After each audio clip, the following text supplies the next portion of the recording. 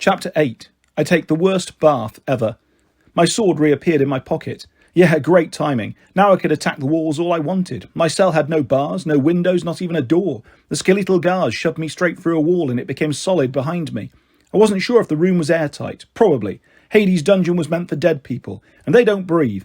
So forget about 50 or 60 years, I'd be dead in 50 or 60 minutes.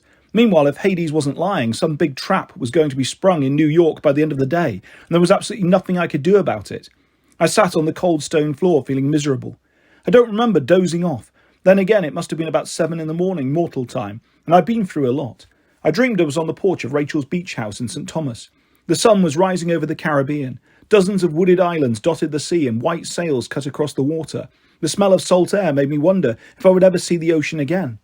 Rachel's parents sat at the patio table while a personal chef fixed them omelettes. Mr. Dare was dressed in a white linen suit. He was reading the Wall Street Journal. The lady across the table was probably Mrs. Dare, though all I could see of her were hot pink fingernails and the cover of Condé Nast Traveller. Why she'd be reading about vacations while she was on vacation, I wasn't sure. Rachel stood at the porch railing and sighed. She wore Bermuda shorts and her Van Gogh t-shirt. Yeah, Rachel was trying to teach me about art, but don't get too impressed. I only remember the dude's name because he cut his ear off. I wondered if she was thinking about me and how much it sucked that I wasn't with them on vacation. I know that's what I was thinking.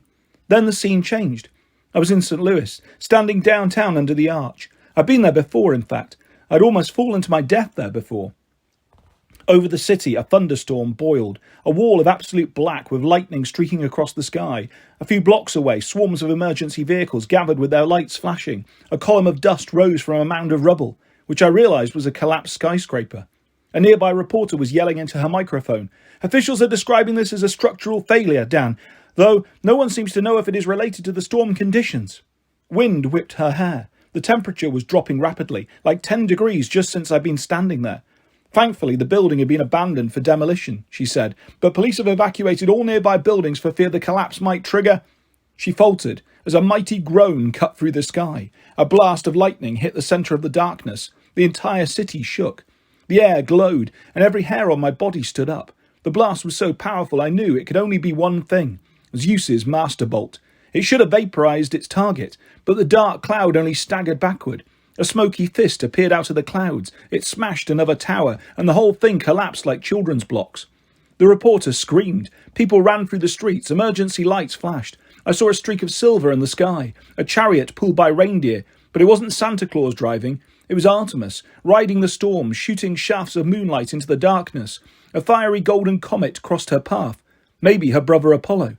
One thing was clear: Typhon had made it to the Mississippi River. He was halfway across the US, leaving destruction in his wake, and the gods were barely slowing him down. The mountain of darkness loomed above me. A foot the size of Yankee Stadium was about to smash me when a voice hissed, "Percy." I lunged out, blindly. Before I was fully awake, I had Nico pinned on the floor of the cell, with the edge of my sword at his throat. "Want to rescue," he choked. Anger woke me up at first. "Oh yeah, and why should I trust you?" No choice," he gagged. I wished he hadn't said something logical like that. I let him go. Nico curled into a ball and made retching noises and sounds while his throat recovered. Finally he got to his feet, eyeing my sword warily. His own blade was sheathed. I suppose if he'd wanted to kill me, he could have done it while I slept. Still, I didn't trust him. "We have to get out of here," he said. "Why?" I said. "Does your dad want to talk to me again?" He winced. "Percy, I swear on the river Styx, I didn't know what he was planning. You know what your dad is like. He tricked me. He promised..." Nico held up his hands. "Look, right now, we need to leave. I put the guards to sleep, but it won't last." I wanted to strangle him again. Unfortunately, he was right. We didn't have time to argue, and I couldn't escape on my own. He pointed at the wall. A whole section vanished, revealing a corridor. "Come on." Nico led the way. I wished I had Annabeth's invisibility hat, but as it turned out, I didn't need it. Every time we came to a skeleton guard, Nico just pointed at it, and its glowing eyes dimmed. Unfortunately, the more Nico did it, the more tired he seemed.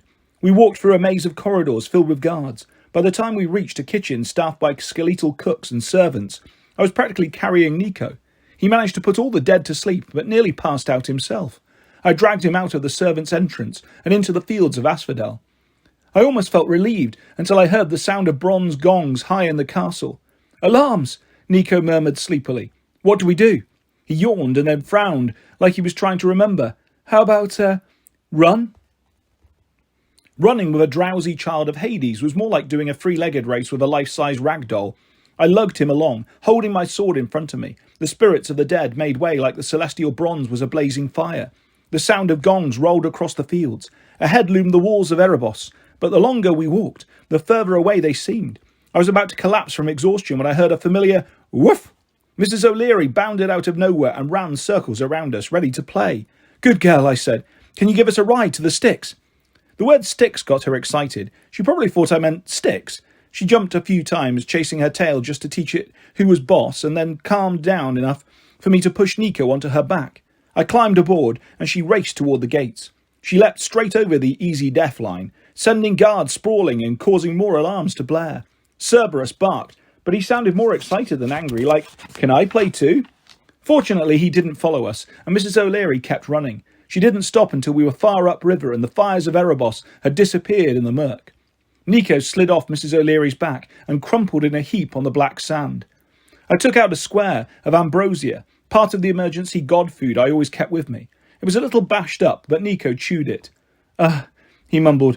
"Better. Your powers drain you too much," I noted. He nodded sleepily. "With great power comes great need to take a nap. Wake me up later." "Whoa, zombie dude." I caught him before he could pass out again. "We're at the river. You need to tell me what to do." I fed him the last of my ambrosia, which was a little dangerous. The stuff can heal demigods, but it can also burn us to ashes if we eat too much. Fortunately, it seemed to do the trick. Nico shook his head a few times and struggled to his feet. "My father will be coming soon," he said. "We should hurry." The river Styx current swirled with strange objects. Broken toys, ripped up college diplomas, wilted homecoming corsages. All the dreams people had thrown away as they'd passed from life into death. Looking at the black water, I could think of about 3 million places I'd rather swim. "So, I just jump in?" "You have to prepare yourself first," Nico said, "or the river will destroy you. It will burn away your body and soul." "Sounds fun," I muttered. "This is no joke," Nico warned. "There is only one way to stay anchored to your mortal life. You have to—" He glanced behind me, and his eyes widened. I turned and found myself face to face with a Greek warrior. For a second I thought he was Ares, because this guy looked exactly like the god of war, tall and buff, with a cruel scarred face and closely shaved black hair. He wore a white tunic and bronze armour. He held a plumed war helm under his arm, but his eyes were human, pale green like a shallow sea, and a bloody arrow stuck out of his left calf, just above the ankle. I stunk at Greek names, but even I knew the greatest warrior of all time, who had died from a wounded heel. "Achilles," I said. The ghost nodded. "I warned the other one not to follow my path. Now I will warn you." "Luke. You spoke with Luke." "Do not do this," he said. "It will make you powerful, but it would also make you weak. Your prowess in combat will be beyond any mortals, but your weaknesses, your failings will increase as well." "You mean I'll have a bad heel?" I said. "Couldn't I just, wear something besides sandals? No offence." He stared down at his bloody foot. "The heel is only my physical weakness, demigod. My mother, Thetis, held me there when she dipped me in the Styx. What really killed me was my own arrogance. Beware, turn back." He meant it. I could hear the regret and bitterness in his voice. He was honestly trying to save me from a terrible fate. Then again, Luke had been here, and he hadn't turned back.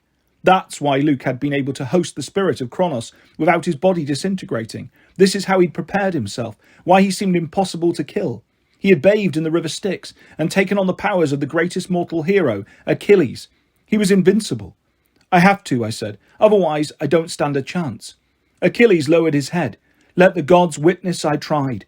Hero, if you must do this, concentrate on your mortal point. Imagine one spot of your body that will remain vulnerable. This is the point where your soul will anchor your body to the world.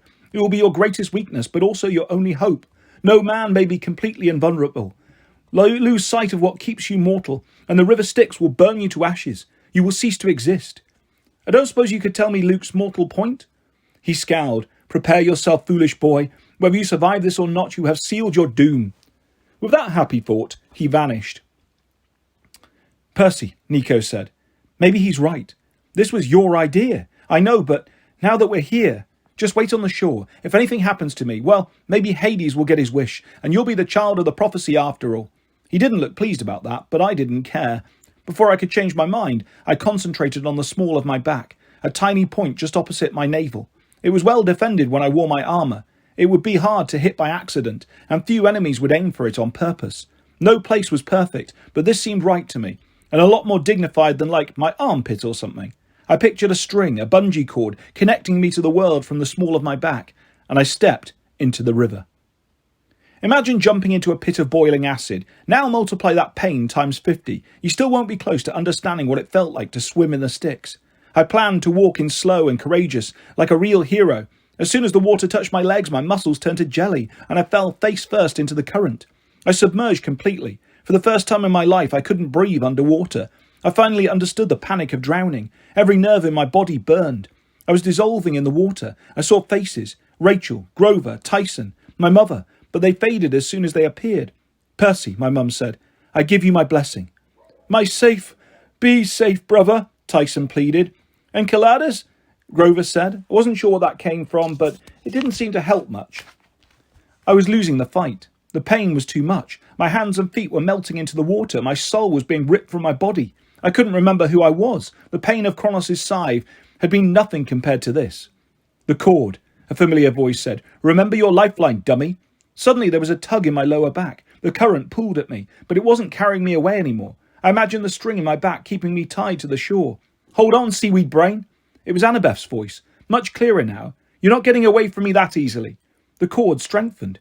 I could see Annabeth now, standing barefoot above me on the canoe-like pier. I'd fallen out of my canoe. That was it. She was reaching out her hand to haul me up, and she was trying not to laugh. She wore her orange camp t-shirt and jeans. Her hair was tucked up in her Yankees cap, which was strange because that should have made her invisible. You are such an idiot sometimes, she smiled. Come on, take my hand. Memories came flooding back to me, sharper and more colourful. I stopped dissolving. My name was Percy Jackson. I reached up and took Annabeth's hand. Suddenly I burst out of the river. I collapsed on the sand and Nico scrambled back in surprise. Are you okay? He stammered. Your skin, oh gods, you're hurt. My arms were bright red. I felt like every inch of my body had been boiled over a slow flame. I looked around for Annabeth, though I knew she wasn't here. It had seemed so real. I'm fine. I think. The colour of my skin turned back to normal. The pain subsided. Mrs. O'Leary came up and sniffed me with concern. Apparently I smelled really interesting. Do you feel stronger? Nico asked. Before I could decide what I felt, a voice boomed, There! An army of the dead marched towards us. 100 skeletal Roman legionnaires led the way with shields and spears. Behind them came an equal number of British redcoats and bayonets fixed. In the middle of the host, Hades himself rode a black and gold chariot pulled by nightmare horses, their eyes and manes smouldering with fire. You will not escape me this time, Percy Jackson. Hades bellowed. Destroy him. Father, no! Nico shouted, but it was too late. The front line of Roman zombies lowered their spears and advanced. Mrs. O'Leary growled and got ready to pounce. Maybe that's what set me off. I didn't want them hurting my dog. Plus, I was tired of Hades being a big bully. If I was going to die, I might as well go down fighting. I yelled, and the river Styx exploded. A black tidal wave smashed into the legionnaires. Spears and shields flew everywhere. Roman zombies began to dissolve, smoke coming off their bronze helmets. The redcoats lowered their bayonets, but I didn't wait for them. I charged. It was the stupidest thing I've ever done. 100 muskets fired at me, point blank. All of them missed. I crashed into their line and started hacking with riptide. Bayonets jabbed, swords slashed, guns reloaded and fired. Nothing touched me. I whirled through the ranks, slashing redcoats to dust, one after the other. My mind went on autopilot. Stab, dodge, cut, deflect, roll. Riptide was no longer a sword, it was an arc of pure destruction. I broke through the enemy line and leapt into the black chariot. Hades raised his staff. A bolt of dark energy shot toward me, but I deflected it off my blade and slammed into him. The god and I both tumbled out of the chariot. The next thing I knew, my knee was planted on Hades' chest. I was holding the collar of his royal robes in one fist, and the tip of my sword was poised right over his face. Silence. The army did nothing to defend their master. I glanced back and realised why. There was nothing left of them, but weapons in the sand and piles of smoking, empty uniforms. I had destroyed them all. Hades swallowed. Now, Jackson, listen here. He was immortal. There was no way I could kill him, but gods can be wounded. I knew that firsthand, and I figured a sword in the face wouldn't feel too good. Just because I'm a nice person, I snarled, I'll let you go. But first, tell me about that trap. Hades melted into nothing, leaving me holding empty black robes. I cursed and got to my feet, breathing heavily. Now that the danger was over, I realised how tired I was. Every muscle in my body ached. I looked down at my clothes. They were slashed to pieces and full of bullet holes. But I was fine. Not a mark on me. Nico's mouth hung open. With a sword, I think the river thing worked, I said. Oh, gee, he said sarcastically. You think? Mrs. O'Leary barked happily and wagged her tail. She bounded around, sniffing empty uniforms and hunting for bones. I lifted Hady's robe. I could see the tormented faces shimmering in the fabric. I walked to the edge of the river. Be free. I dropped the robe in the water and watched as it swirled away, dissolving in the current. Go back to your father, I told Nico. Tell him he owes me for letting him go. Find out what's going to happen to Mount Olympus and convince him to help. Nico stared at me. I can't. He'll hate me now. I mean, even more. You have to, I said. You owe me too. His ears turned red. Percy, I told you I was sorry. Please, let me come with you. I want to fight.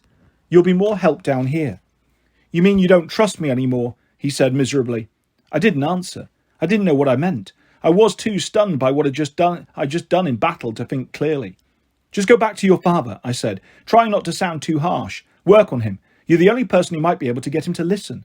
That's a depressing thought, Nico sighed. All right, I'll do my best. Besides, he's still hiding something from me about my mum.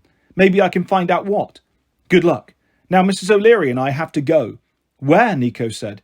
I looked at the cave entrance and thought about the long climb back to the world of the living. To get this war started. It's time I found Luke. Chapter 9. 2 snakes saved my life. I love New York. You can pop out of the underworld in Central Park, hail a taxi, head down Fifth Avenue with a giant hellhound loping along behind you, and nobody even looks at you funny. Of course, the mist helped. People probably couldn't see Mrs. O'Leary, or maybe they thought she was a large, loud, very friendly truck. I took the risk of using my mum's cell phone to call Annabeth for the second time. I'd called her once from the tunnel, but only reached her voicemail. I'd gotten surprisingly good reception, seeing as I was at the mythological centre of the world and all, but I didn't want to see what my mum's roaming charges were going to be. This time, Annabeth picked up. Hey, I said, you get my message? Percy, where have you been? Your message said almost nothing. We've been worried sick. I'll fill you in later, I said, though how I was going to do that I had no idea. Where are you? We're on our way like you asked, almost to the Queen's Midtown Tunnel. But Percy, what are you planning? We've left the camp virtually undefended, and there's no way the gods... Trust me, I said. I'll see you there. I hung up. My hands were trembling. I wasn't sure if it was a leftover reaction from my dip in the sticks or anticipation of what I was about to do. If this didn't work, being invulnerable wasn't going to save me from getting blasted to bits. It was late afternoon when the taxi dropped me at the Empire State Building. Mrs. O'Leary bounded up and down Fifth Avenue, licking cabs and sniffing hot dog carts. Nobody seemed to notice her, although people did swerve away and look confused when she came close. I whistled for her to heel as 3 white vans pulled up to the curb. They said Delphi Strawberry Service, which was the cover name for Camp Half-Blood. I'd never seen all 3 vans in the same place at once, though I knew they shuttled our fresh produce into the city. The first van was driven by Argus, our many-eyed security chief. The other 2 were driven by harpies, who are basically demonic human-chicken hybrids with bad attitudes. We used the harpies mostly for cleaning the camp, but they did pretty well in midtown traffic too. The doors slid open. A bunch of campers climbed out, some of them looking a little green from the long drive. I was glad so many had come. Pollux, Selina Beauregard, the Stoll brothers, Michael Yu, Jake Mason, Katie Gardner, and Annabeth, along with most of their siblings. Kyron came out of the van last. His horse half was compacted into his magic wheelchair, so he used the handicap lift. The Ares cabin wasn't here, but I tried not to get too angry about that. Clarice was a stubborn idiot. End of story. I did a head count, 40 campers in all. Not many to fight a war, but it was still the largest group of half-bloods I'd ever seen gathered in one place outside camp. Everyone looked nervous, and I understood why. We were probably sending out so much demigod aura that every monster in the northeastern United States knew where we were. As I looked at their faces, all these campers I'd known for so many summers, a nagging voice whispered in my mind, "One of them is a spy." But I couldn't dwell on that. They were my friends. I needed them. Then I remembered Kronos' evil smile. You can't count on friends. They will always let you down. Annabeth came up to me. She was dressed in black camouflage with her celestial bronze knife strapped to her arm and her laptop bag slung over her shoulder, ready for stabbing or surfing the internet, whichever came first. She frowned. What is it? What's what? I asked. You're looking at me funny. I realised I was thinking about my strange vision of Annabeth pulling me out of the Styx River. It's nothing.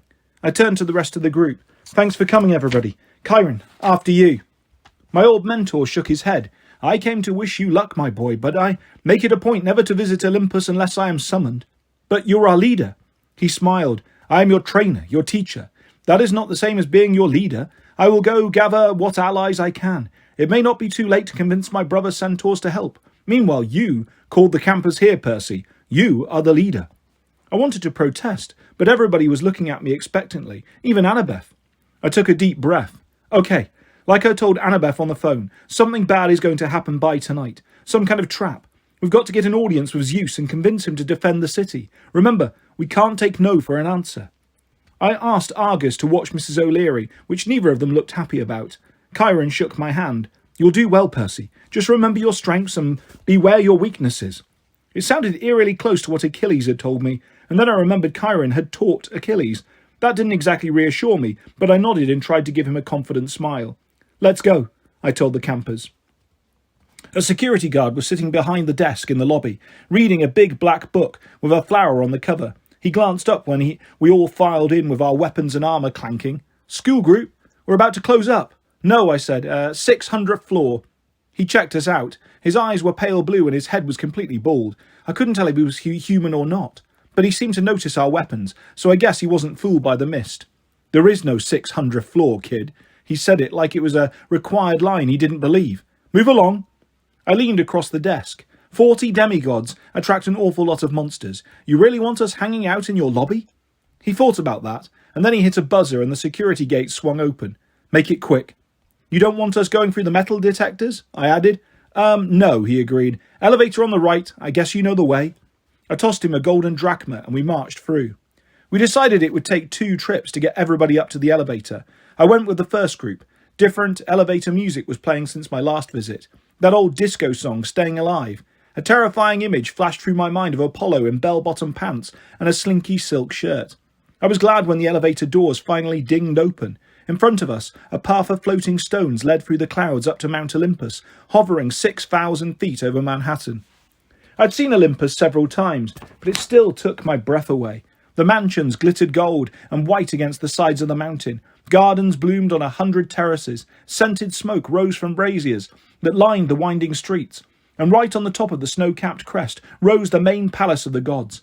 It looked as majestic as ever, but something seemed wrong. And then I realized the mountain was silent. No music, no voices, no laughter. Annabeth studied me. You look, different, she decided. What exactly did you do? Where did you go? The elevator doors opened again, and the second group of half-bloods joined us. Tell you later, I said. Come on. We made our way across the sky bridge into the streets of Olympus. The shops were closed. The parks were empty. A couple of muses sat on a bench strumming flaming lyres, but their hearts didn't seem to be in it. A lone cyclops swept the street with an uprooted oak tree. A minor godling spotted us from a balcony and ducked inside, closing his shutters. We passed under a big marble archway with statues of Zeus and Hera on either side. Annabeth made a face at the queen of the gods. Hate her, she muttered. Has she been cursing you or something? I asked. Last year Annabeth had gotten on Hera's bad side, but Annabeth hadn't really talked about it since. Just little stuff so far, she said. Her sacred animal is the cow, right? Right. So she sends cows after me. I tried not to smile. Cows? In San Francisco? Oh yeah. Usually I don't see them, but the cows leave me little presents all over the place. In our backyard, on the sidewalk, in the school hallways. I have to be careful where I step. Look, Pollux cried, pointing towards the horizon. What is that? We all froze. Blue lights were streaking across the evening sky toward Olympus like tiny comets. They seemed to be coming from all over the city, heading straight toward the mountain. As they got close, they fizzled out. We watched them for several minutes and they didn't seem to do any damage, but still it was strange. Little infrared scopes, Michael Yu muttered. We're being targeted. Let's get to the palace, I said. No one was guarding the Hall of the Gods. The gold and silver doors stood wide open. Our footsteps echoed as we walked into the throne room. Of course, room doesn't really cover it. The place was the size of Madison Square Garden. High above, the blue ceiling glittered with constellations. 12 giant empty thrones stood in a U around a hearth. In one corner, a house-sized globe of water hovered in the air, and inside swam my old friend, the Ophiuchus, half cow, half serpent. Moo, he said happily, turning in a circle. Despite all the serious stuff going on, I had to smile. 2 years ago, we'd spent a lot of time trying to save the Aphia tourist from the Titans, and I'd gotten kind of fond of him. He seemed to like me too, even though I'd originally thought he was a girl and named him Bessie. "Hey man," I said, "they treating you okay?" "Brrr," Bessie answered. We walked toward the thrones, and a woman's voice said, "Hello again, Percy Jackson. You and your friends are welcome." Hestia stood by the hearth, poking the flames with a stick. She wore the same kind of simple brown dress as she had before. She was a grown woman now. I bowed. "Lady Hestia." My friends followed my example. Hestia regarded me with her red glowing eyes. "I see you went through with your plan. You bear the curse of Achilles." The other campers started muttering among themselves. What did she say? What about Achilles? "You must be careful," Hestia warned me. "You gained much on your journey, but you are still blind to the most important truth. Perhaps a glimpse is in order." Annabeth nudged me. What is she talking about?" I stared into Hestia's eyes, and an image rushed into my mind. I saw a dark alley between red brick warehouses. A sign above one of the doors read, "Richmond Ironworks." 2 half-bloods crouched in the shadows, a boy about 14 and a girl about 12. I realised with a start that the boy was Luke. The girl was Thalia, daughter of Zeus. I was seeing a scene from back in the days when they were on the run, before Grover found them. Luke carried a bronze knife. Thalia had her spear and shield of terror, Aegis. Luke and Thalia both looked hungry and lean, with wild animal eyes like they were used to being attacked. "Are you sure?" Thalia asked. Luke nodded. "Something down here. I sense it." A rumble echoed from the alley, like someone had banged on a sheet of metal. The half-bloods crept forward.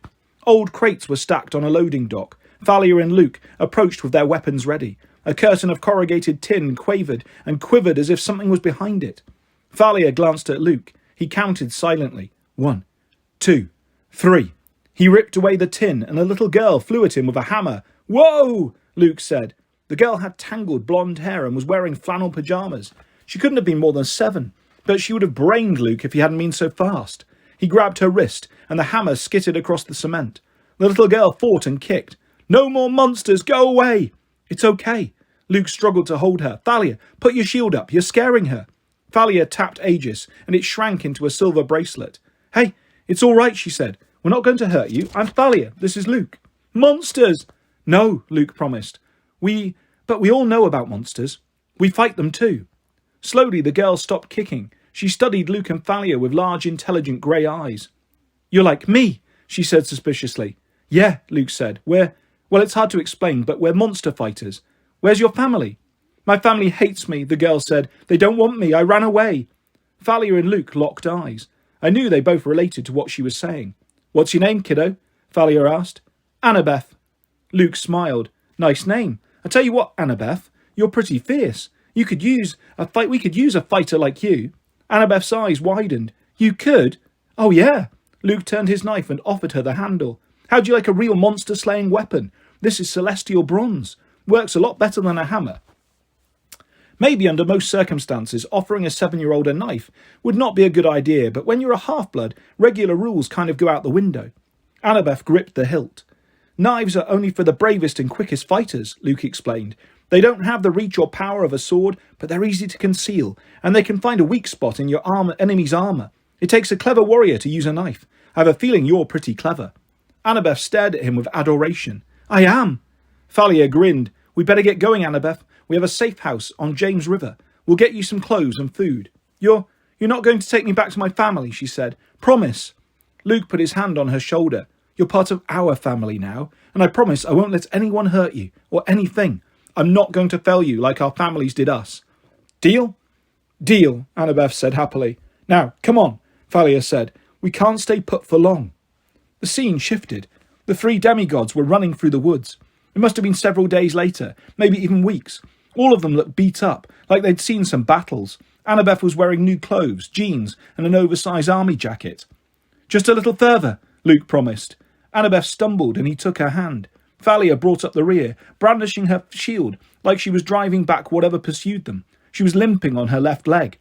They scrambled to a ridge and looked down the other side at a white colonial house, May Castellan's house. "All right," Luke said, breathing hard. "I'll just sneak in and grab some food and medicine. Wait here."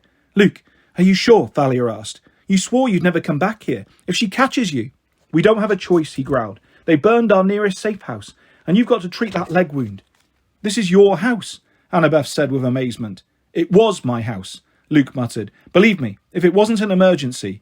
Is your mum really horrible? Annabeth asked. Can we see her? No, Luke snapped. Annabeth shrank away from him as though his anger surprised her. I'm sorry, he said. Just wait here. I promise everything will be okay. Nothing's going to hurt you. I'll be back. A brilliant golden flash illuminated the woods. The demigods winced and the man's voice boomed. You should not have come. You should not have come home. The vision shut off. My knees buckled, but Annabeth grabbed me. Percy, what happened? Did you see that? I asked. See what? I glanced at Hestia, but the goddess's face was expressionless. I remembered something she told me in the woods. If you are to understand your enemy Luke, you must understand his family. But why had she shown me those scenes? How long was I out? I muttered. Annabeth knit her eyebrows. Percy, you weren't out at all. You just looked at Hestia for like 1 second and collapsed. I could feel everyone's eyes on me. I couldn't afford to look weak. Whatever these visions meant, I had to stay focused on our mission. Lady Hestia, I said, we've come on urgent business. We need to see. We know what you need, a man's voice said. I shuddered because it was the same voice I'd heard in the vision. A god shimmered into existence next to Hestia. He looked about 25, with curly salt and pepper hair and elfish features. He wore a military pilot's flight suit, with tiny bird's wings fluttering on his helmet and his black leather boots. In the crook of his arm was a long staff entwined with 2 living serpents. I will leave you now, Hestia said. She bowed to the aviator and disappeared into smoke. I understood why she was so anxious to go. Hermes, the god of messengers, did not look happy. Hello, Percy. His brow furrowed as though he was annoyed with me, and I wondered if he somehow knew about the vision I'd just had. I wanted to ask why he'd been at May Castellan's house that night, and what had happened after he caught Luke. I remember the first time I'd met Luke at Camp Half-Blood. I'd asked him if he'd ever met his father, and he looked at me bitterly and said, once. But I could tell from Hermes' expression that this was not the time to ask. I bowed awkwardly. Lord Hermes. Oh, sure, one of the snakes said in my mind, don't say hi to us, we're just reptiles. George, the other snake scolded, be polite. Hello, George, I said. Hey, Martha. Did he bring us a rat? George asked. George, stop it, Martha said. He's busy. Too busy for rats, George said. That's just sad. I decided it was better not to get into it with George. Hermes, I said, we need to talk to Zeus. It's important. Hermes' eyes were steely cold. I am his messenger. May I take a message? Behind me, the other demigods shifted restlessly. This wasn't going as planned. Maybe if I tried to speak with Hermes in private. You guys, I said, why don't you do a sweep of the city? Check the defences. See who's left in Olympus. Meet Annabeth and me back here in 30 minutes. Selena frowned. But that's a good idea, Annabeth said. Connor and Travis, you two lead. The Stolls seemed to like that. Getting handed an important responsibility right in front of their dad. They usually never led anything except toilet paper raids. We're on it, Travis said. They herded the others out of the throne room, leaving Annabeth and me with Hermes. My lord, Annabeth said, Kronos is going to attack New York. You must suspect that. My mother must have foreseen it. Your mother, Hermes grumbled. He scratched his back with his caduceus, and George and Martha muttered, Ow, ow, ow. Don't get me started on your mother, young lady. She's the reason I'm here at all. Zeus didn't want any of us to leave the front line, but your mother kept pestering him non-stop.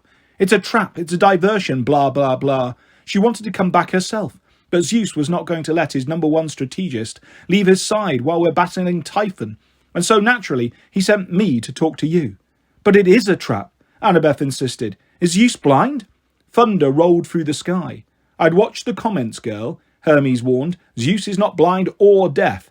He has not left Olympus completely undefended. But there are these blue lights. Yes, I saw them. Some mischief by that insufferable goddess of magic, Hecate, I'd wager. But you may have noticed they aren't doing any damage. Olympus has strong magical wards. Besides, Aeolus, the king of the winds, has sent his most powerful minions to guard the citadel. No one, save the gods, can approach Olympus from the air. They will be knocked out of the sky. I raised my hand. What about that materializing, teleporting thing you guys do? That's a form of air travel too, Jackson. Very fast, but the wind gods are faster. No, if Kronos wants Olympus, he'll have to march through the entire city with his army and take the elevators. Can you see him doing this? Hermes made it sound pretty ridiculous. Hordes of monsters going up in the elevator 20 at a time, listening to Staying Alive. Still, I didn't like it. Maybe just a few of you could come back, I suggested. Hermes shook his head impatiently. Percy Jackson, you don't understand. Typhon is our greatest enemy. I thought that was Kronos. The god's eyes glowed. No, Percy. In the old days, Olympus was almost overthrown by Typhon. He is husband of Echidna. Met her at the arch, I muttered. Not nice. And the father of all monsters. We can never forget how close he came to destroying us all, how he humiliated us. We were more powerful back in the old days. Now we can expect no help from Poseidon because he's fighting his own war. Hades sits in his realm and does nothing, and Demeter and Persephone follow his lead. It will take all our remaining power to oppose the storm giant. We can't divide our forces, nor wait until he gets to New York. We have to battle him now, and we're making progress. Progress, I said. He nearly destroyed St. Louis. Yes, Hermes admitted, but he destroyed only half of Kentucky. He's slowing down, losing power. I didn't want to argue, but it sounded like Hermes was trying to convince himself. In the corner, the Ophiutorus mooed sadly. Please, Hermes, Annabeth said. You said my mother was wanting... Well, my mother wanted to come. Did she give you any messages for us? Messages, he muttered. It'll be a great job, they told me. Not much work, lots of worshippers. Nobody cares what I have to say. It's always about other people's messages. Rodents, George mused. I'm in it for the rodents. Shh, Martha scolded. We care what Hermes has to say, don't we, George? Oh, absolutely. We can go back to the battle now. I want to do laser mode again. That's fun.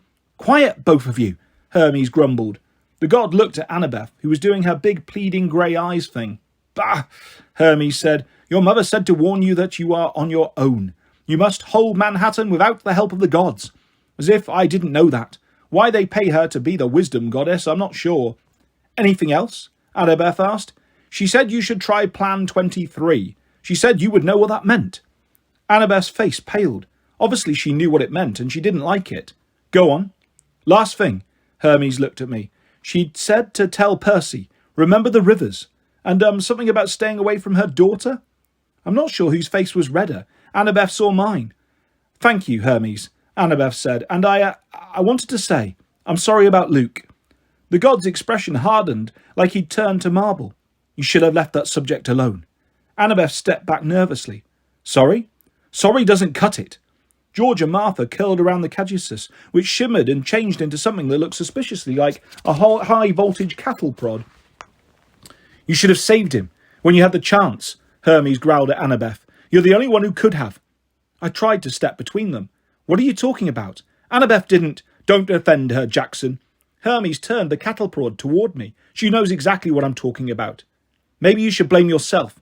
I should have kept my mouth shut, but all I could think about was turning his attention away from Annabeth. This whole time, he hadn't been angry with me. He'd been angry with her. Maybe if you hadn't abandoned Luke and his mum. Hermes raised his cattle prod. He began to grow until he was about 10 feet tall. I thought, well, that's it. But as he prepared to strike, George and Martha leaned in close and whispered something in his ear. Hermes clenched his teeth. He lowered the cattle prod and it turned back into a staff. Percy Jackson, he said, because you have taken on the curse of Achilles, I must spare you. You are in the hands of the fates now, but you will never speak to me like that again. You have no idea how much I have sacrificed, how much... His voice broke and he shrank back to human size. My son, my greatest pride, my poor May. He sounded so devastated I didn't know what to say. 1 minute he was ready to vaporize us. Now he looked like he needed a hug. Look, Lord Hermes, I said. I'm sorry, but I need to know. What happened to May? She said something about Luke's fate and her eyes. Hermes glared at me, and my voice faltered. The look on his face wasn't really anger, though. It was pain. Deep, incredible pain. I will leave you now, he said tightly. I have a war to fight. He began to shine. I turned away and made sure Annabeth did the same because she was still frozen in shock. Good luck, Percy, Martha the snake whispered. Hermes glowed with the light of a supernova, and then he was gone. Annabeth sat at the foot of her mother's throne and cried. I wanted to comfort her, but I wasn't sure how. Annabeth, I said, it's not your fault. I've never seen Hermes act that way. I don't know, he probably feels guilty about Luke. He's looking for somebody to blame. I don't know why he lashed out at you. You didn't do anything to deserve that. Annabeth wiped her eyes. She stared at the hearth like it was her own funeral pyre. I shifted uneasily. You didn't, right? She didn't answer. Her celestial bronze knife was strapped to her arm, the same knife I'd seen in Hestia's vision. All these years, I hadn't realised it was a gift from Luke. I'd asked her many times why she preferred to fight with a knife instead of a sword, and she never answered me. Now I knew. Percy, she said, what did you mean about Luke's mother? Did you meet her? I nodded reluctantly. Nico and I visited her. She was a little different. I described May Castellan and the weird moment when her eyes had started to glow and she talked about her son's fate.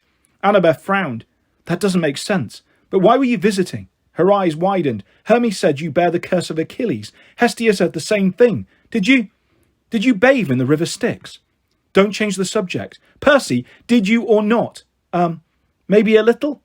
I told her the story about Hades and Nico and how I'd defeated an army of the dead. I left out the vision of her pulling me out of the river. I still didn't quite understand that part, and just thinking about it made me embarrassed. She shook her head in disbelief. Do you have any idea how dangerous that was? I had no choice, I said. It's the only way I can stand up to Luke. You mean Dia Mortalis, of course. That's why Luke didn't die. He went to the Styx and... Oh no, Luke. What were you thinking? So now you're worried about Luke again, I grumbled. She stared at me like I just dropped from space. What? Forget it, I muttered. I wondered what Hermes had meant about Annabeth not saving Luke when she'd had the chance. Clearly she wasn't telling me something, but at the moment I wasn't in the mood to ask. The last thing I wanted to hear about was more of her history with Luke. The point is, he didn't die in the Styx, I said. Neither did I. Now I have to face him. We have to defend Olympus. Annabeth was still studying my face like she was trying to see differences since my swim in the Styx. I guess you're right.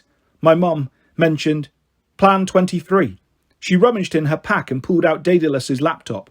The blue Delta symbol glowed on the top when she booted it up. She opened a few files and started to read. Here it is, she said. Gods, we have a lot of work to do. One of Daedalus's inventions? A lot of inventions, dangerous ones. If my mother wants me to use this plan, she must think things are very bad. She looked at me. What about her message to you? Remember the rivers. What does that mean? I shook my head. As usual, I had no clue what the gods were telling me. Which rivers was I supposed to remember? The Styx? The Mississippi? Just then the Stoll brothers ran into the throne room. You need to see this, Connor said. Now. The blue lights in the sky had stopped, so at first I didn't understand what the problem was. The other campers had gathered in a small park at the edge of the mountain. They were clustered at the guardrail, looking down at Manhattan. The railing was lined with those tourist binoculars, where you could deposit one gold drachma and see the city. Campers were using every single one. I looked down at the city. I could see almost everything from here, the East River and the Hudson River carving the shape of Manhattan, the grid of streets, the lights of skyscrapers, the dark stretch of Central Park in the north. Everything looked normal, but something was wrong. I felt it in my bones before I realised what it was. I don't hear anything, Annabeth said. That was the problem. Even from this height, I should have heard the noise of the city, millions of people bustling around, thousands of cars and machines, the hum of a huge metropolis. You don't think about it when you live in New York, but it's always there, even in the dead of night. New York is never silent. But it was now. I felt like my best friend had suddenly dropped dead. What did they do? My voice sounded tight and angry. What did they do to my city? I pushed Michael Yu away from the binoculars and took a look. In the streets below, traffic had stopped. Pedestrians were lying on the sidewalks or curled up in doorways. There was no sign of violence, no wrecks, nothing like that. It was as if the people in New York had simply decided to stop whatever they were doing and pass out. Are they dead? Selina asked in astonishment. Ice coated my stomach. A line from the prophecy rang in my ears, and see the world in endless sleep. I remembered Grover's story about meeting the god Morpheus in Central Park. You're lucky I'm saving my energy for the main event. Not dead, I said. Morpheus has put the entire island of Manhattan to sleep. The invasion has started. Chapter 10. I buy some new friends. Mrs. O'Leary was the only one happy about the sleeping city. We found her pigging out at an overturned hot dog stand while the owner was curled up on the sidewalk sucking his thumb. Argus was waiting for us with his 100 eyes wide open. He didn't say anything. He never does. I guess that's because he supposedly has an eyeball on his tongue, but his face made it clear he was freaking out. I told him what we'd learned in Olympus and how the gods would not be riding to the rescue. Argus rolled his eyes in disgust, which looked pretty psychedelic since it made his whole body twirl and swirl. You'd better get back to camp, I told him. Guard it as best you can. He pointed at me and raised his eyebrow quizzically. I'm staying, I said. Argus nodded, like this answer satisfied him. He looked at Annabeth and drew a circle in the air with his finger. Yes, Annabeth agreed. I think it's time. For what? I asked. Argus rummaged around in the back of his van. He brought out a bronze shield and passed it to Annabeth. It looked pretty much standard issue, the same kind of round shield we always used in Capture the Flag. But when Annabeth set it on the ground, the reflection on the polished metal changed from sky and buildings to the Statue of Liberty, which wasn't anywhere close to us. Whoa, I said. A video shield. One of Daedalus's ideas, Annabeth said. I had Beckendorf make this before. She glanced at Selina. Anyway, the shield bends sunlight or moonlight from anywhere in the world to create a reflection. You can literally see any target under the sun or moon, as long as natural light is touching it. Look. We crowded around as Annabeth concentrated. The image zoomed and spun at first, so I got motion sickness just watching it. We were in the Central Park Zoo, and then zooming down East 60th, past Bloomingdale's, and then turning on 3rd Avenue. Whoa, Connor Stoll said. Back up, zoom in right there. What? Annabeth said nervously. You see invaders? No, right there. Dylan's candy bar. Connor grinned at his brother. Dude, it's open and everyone is asleep. Are you thinking what I'm thinking? Connor, Katie Gardner scolded. She sounded like her mother, Demeter. This is serious. You are not going to loot a candy store in the middle of a war. Sorry, Connor muttered, but he didn't sound very ashamed. Annabeth passed her hand in front of the shield, and another scene popped up. FDR Drive, looking across the river at Lighthouse Park. This will let us see what's going on across the city, she said. Thank you, Argus. Hopefully we'll see you back at camp. Someday. Argus grunted. He gave me a look that clearly meant good luck, you'll need it, and then climbed into his van. He and the 2 Harpy drivers swerved away, weaving around clusters of idle cars that littered the road. I whistled for Mrs. O'Leary, and she came bounding over. Hey, girl, I said. You remember Grover, the satyr we met in the park? Ruff! I hope that meant sure I do, and not, do you have more hot dogs? I need you to find him, I said. Make sure he's still awake. We're going to need his help. You got that? Find Grover. Mrs. O'Leary gave me a sloppy wet kiss, which seemed kind of unnecessary, and then she raced off north. Pollux crouched next to a sleeping policeman. I don't get it. Why didn't we fall asleep too? Why just the mortals? This is a huge spell, Selina Beauregard said. The bigger the spell, the easier it is to resist. If you want to sleep millions of mortals, you've got to cast a very thin layer of magic. Sleeping demigods is much harder. I stared at her. When did you learn so much about magic? Selina blushed. I don't spend all my time on my wardrobe. Percy, Annabeth called. She was still looking at the shield. You'd better see this. The bronze image showed Long Island Sound near LaGuardia.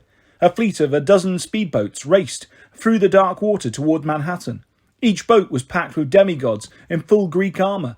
At the back of the lead boat, a purple banner emblazoned with a black scythe flapped in the night wind.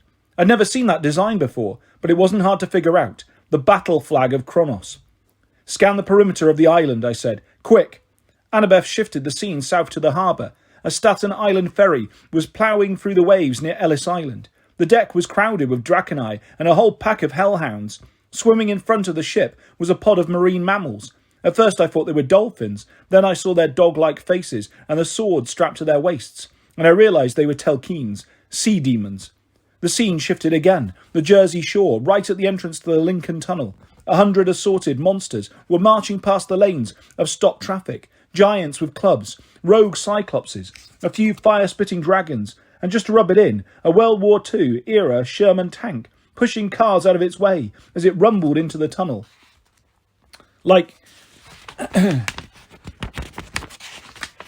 what's happening with the mortals outside Manhattan, I said. Is the whole state asleep? Annabeth frowned. I don't think so, but it's strange. As far as I can tell from these pictures, Manhattan is totally asleep. Then there's like a 50-mile radius around the island where time is running really, really slow. The closer you get to Manhattan, the slower it is. She showed me another scene, a New Jersey highway. It was Saturday evening, so the traffic wasn't as bad as it might have been on the weekday. The drivers looked awake, but the cars were moving at about 1 mile per hour. Birds flew overhead in slow motion. Kronos, I said. He's slowing time. Hecate might be helping. Katie Gardner said. Look how the cars are all veering away from the Manhattan exits, like they're getting a subconscious message to turn back. I don't know. Annabeth sounded really frustrated. She hated not knowing. But somehow, they've surrounded Manhattan in layers of magic. The outside world might not even realise something is wrong. Any mortals coming toward Manhattan will slow down so much they won't know what's happening. Like flies in amber, Jake Mason murmured. Annabeth nodded. We shouldn't expect any help coming in. I turned to my friends. They looked stunned and scared, and I couldn't blame them. The shield had shown us at least 300 enemies on the way. There were 40 of us, and we were alone. All right, I said. We're going to hold Manhattan. Selina tugged at her armour. Percy, Manhattan is huge. We are going to hold it, I said. We have to.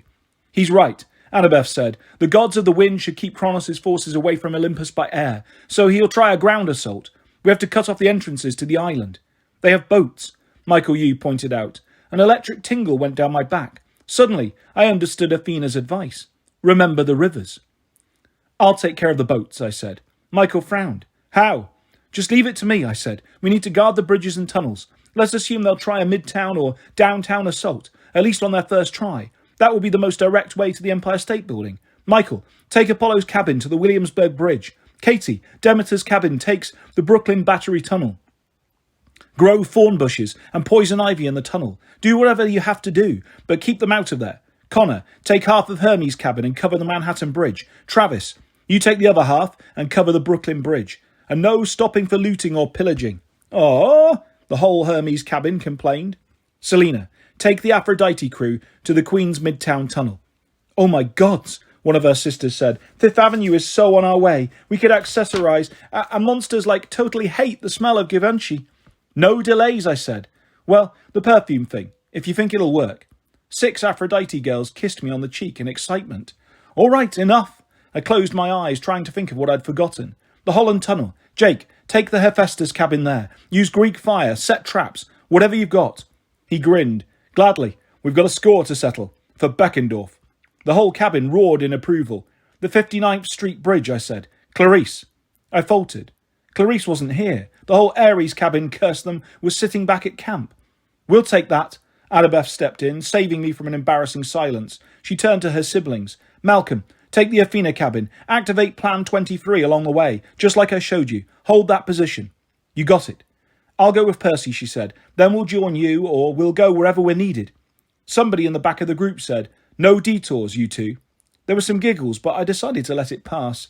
All right, I said. Keep in touch with cell phones. We don't have cell phones, Selina protested.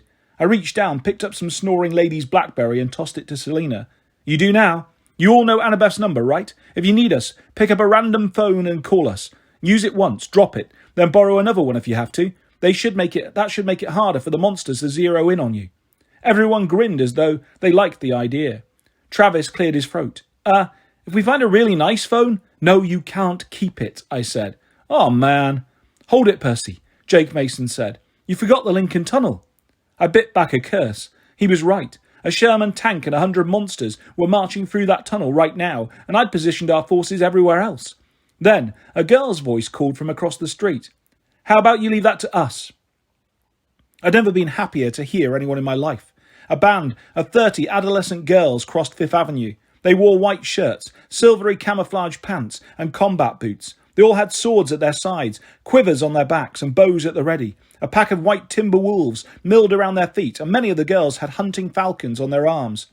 The girl in the lead had spiky black hair and a black leather jacket. She wore a silver circlet on her head, like a princess's tiara, which didn't match her skull earrings on her Death to Barbie t-shirt, showing a little Barbie doll with an arrow through its head. Thalia, Annabeth cried. The daughter of Zeus grinned. The hunters of Artemis, reporting for duty. There were hugs and greetings all around, or at least Thalia was friendly. The other hunters didn't like being around campers, especially boys, but they didn't shoot any of us, which for them was pretty warm welcome. Where have you been the last year? I asked Thalia. You've got like twice as many hunters now. She laughed. Long story. I bet my adventures were more dangerous than yours, Jackson. Complete lie, I said. We'll see, she promised. After this is over, you, Annabeth, and me, cheeseburgers and fries at that hotel on West 57th. Le Parc Meridian, I said. You're on. And Thalia, thanks. She shrugged. Those monsters won't know what hit them. Hunters, move out. She slapped her silver bracelet, and the shield, Aegis, spiraled into full form. The golden head of Medusa, moulded in the centre, was so horrible, the campers all backed away. The hunters took off down the avenue, followed by their wolves and falcons, and I had a feeling the Lincoln Tunnel would be safe for now. Thank the gods, Annabeth said, but if we don't blockade the rivers from those boats, guarding the bridges and tunnels will be pointless. You're right, I said. I looked at the campers, all of them grim and determined. I tried not to feel like this was the last time I'd ever see them all together. You're the greatest heroes of this millennium, I told them. It doesn't matter how many monsters come at you, fight bravely, and we will win. I raised Riptide and shouted, For Olympus! They shouted in response, and our 40 voices echoed off the buildings of Midtown. For a moment it sounded brave, but it died quickly in the silence of 10 million sleeping New Yorkers. Annabeth and I would have had our pick of cars, but they were all wedged in bumper-to-bumper traffic. None of the engines were running, which was weird. It seemed the drivers had had time to turn off the ignition before they got too sleepy. Or maybe Morpheus had the power to put engines to sleep as well. Most of the drivers had apparently tried to pull the curb when they felt themselves passing out, but still the streets were too clogged to navigate. Finally, we found an unconscious courier leaning against a brick wall, still straddling his red Vespa. We dragged him off the scooter and laid him on the sidewalk. "Sorry, dude," I said. "With any luck, I'd be able to bring his scooter back. If I didn't, it would hardly matter because the city would be destroyed." I drove with Annabeth behind me, holding onto my waist. We zigzagged down Broadway with our engine buzzing through the eerie calm. The only sounds were occasional cell phones ringing, like they were calling out to each other, as if New York had turned into a giant electronic aviary. Our progress was slow. Every so often we'd come across pedestrians who'd fallen asleep right in front of a car, and we'd move them just to be safe. Once we stopped to extinguish a pretzel vendor's cart that had caught on fire. A few minutes later we had to rescue a baby carriage that was rolling aimlessly down the street. Turned out there was no baby in it, just somebody's sleeping poodle. Go figure. We parked it safely on a doorway and kept riding. We were passing Madison Square Park when Annabeth said, "Pull over." I stopped in the middle of East 23rd. Annabeth jumped off and ran toward the park. By the time I caught up with her, she was staring at a bronze statue on a red marble pedestal. I'd probably passed it a million times, but never really looked at it. The dude was sitting in a chair with his legs crossed. He wore an old-fashioned suit, Abraham Lincoln style, with a bow tie and long coattails and stuff. A bunch of bronze books were piled under his chair. He held a writing quill in one hand and a big metal sheet of parchment in the other. "Why do we care about—" I squinted at the name on the pedestal. "William H. Seward."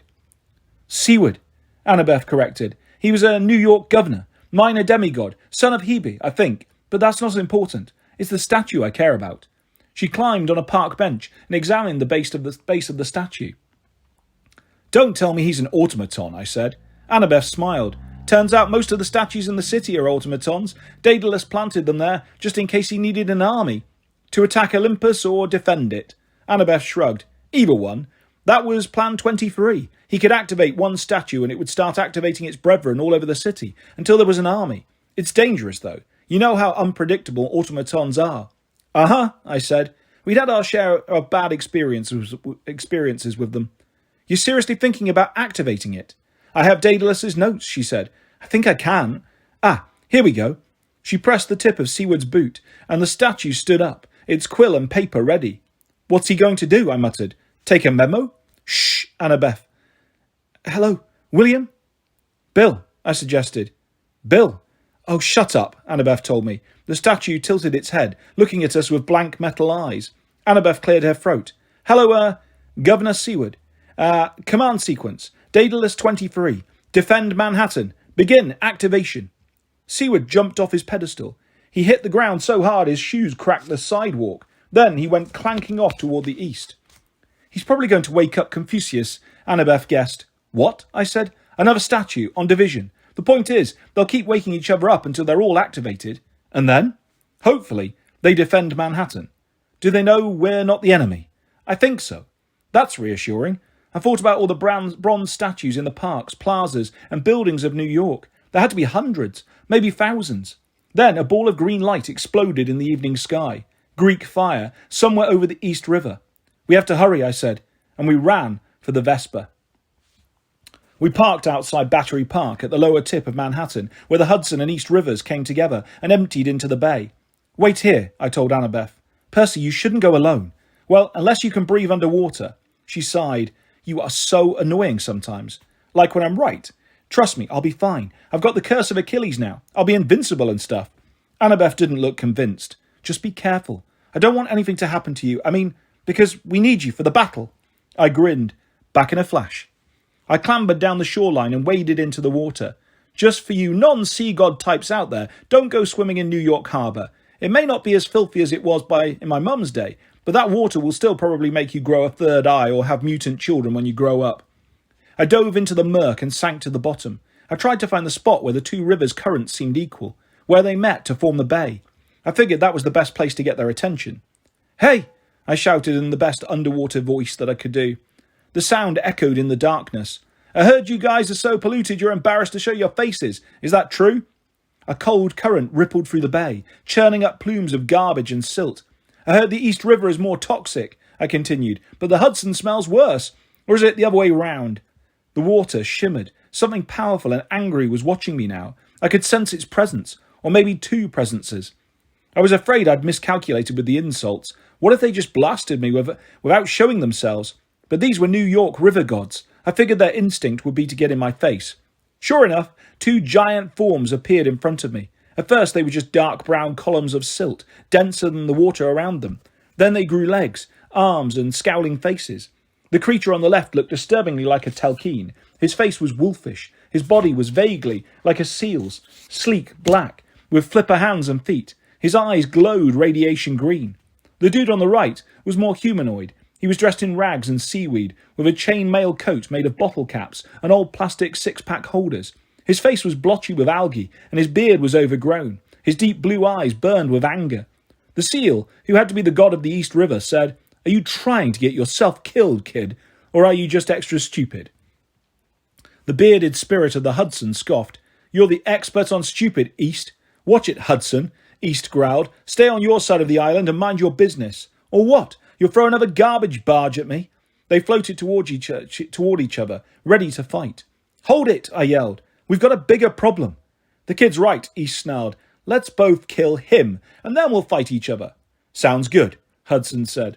Before I could protest, 1,000 scraps of garbage surged off the bottom and flew straight at me from both directions. Broken glass, rocks, cans, tyres. I was expecting it, though. The water in front of me thickened into a shield. The debris bounced off harmlessly. Only one piece got through, a big chunk of glass that hit my chest. Probably should have killed me, but it shattered against my skin. The two river gods stared at me. "Son of Poseidon?" East asked. I nodded. "Took a dip in the Styx?" Hudson asked. "Yup." They both made disgusted sounds. "Well, that's perfect," East said. "Now how do we kill him?" "We could electrocute him," Hudson mused, "if I could just find some jumper cables." "Listen to me," I said. "Kronos' army is invading Manhattan." "Don't you think we know that?" East asked. "I can feel his boats right now. They're almost across." "Yup," Hudson agreed. "I got some filthy monsters crossing my waters too."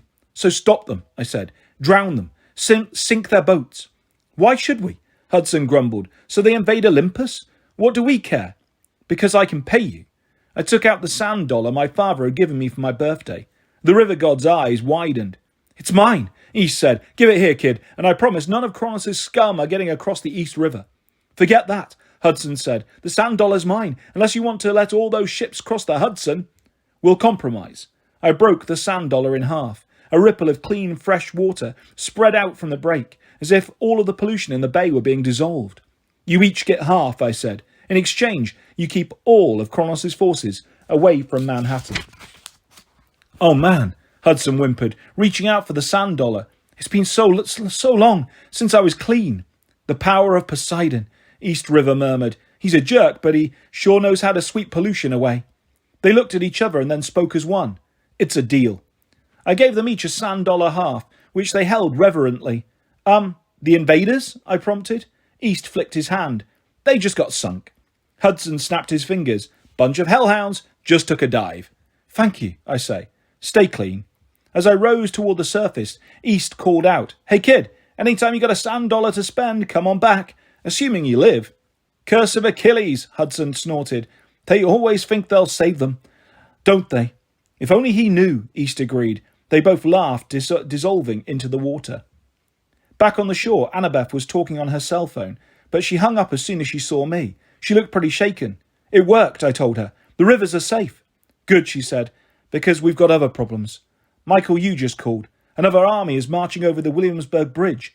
The Apollo cabin needs help. And Percy, the monster leading the enemy. It's the Minotaur."